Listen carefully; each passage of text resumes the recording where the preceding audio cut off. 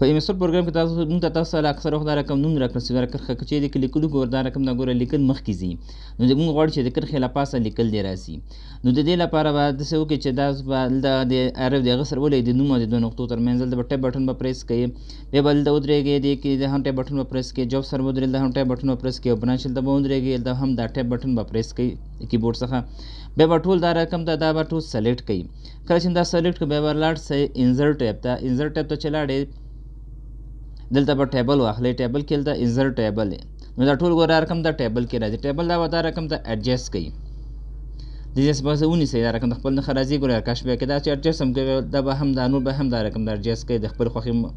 څومره چې تاسو په کار وي دا چې هغه دلته به لاړ شئ د ډیزاین ټیب کې دلته به لاړ شئ بارډر ته دلته نو بارډر به کلیک کوئ بیا به دلته بارډر پینټر ته به راسئ ما چې کلیک هم کو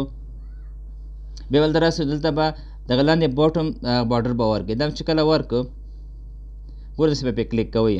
چې په ټولو کلیک بیا به همدغه ټیبل کې هم دلته به ودرېږئ بیا به لاړ شئ دلته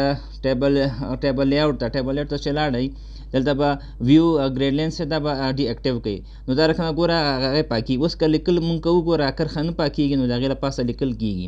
نو دا رقم ویډیوګانو لپاره موږ سره اوسئ زموږ چینل ځان سره سبسکرایب کړئ